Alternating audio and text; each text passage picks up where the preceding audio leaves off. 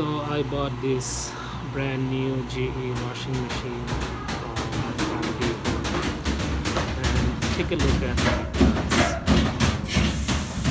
It's shaking, it's wobbling, it's making a lot of banging noise inside. I contact Home Depot, I contact GE several times, and customer service representative was very rude.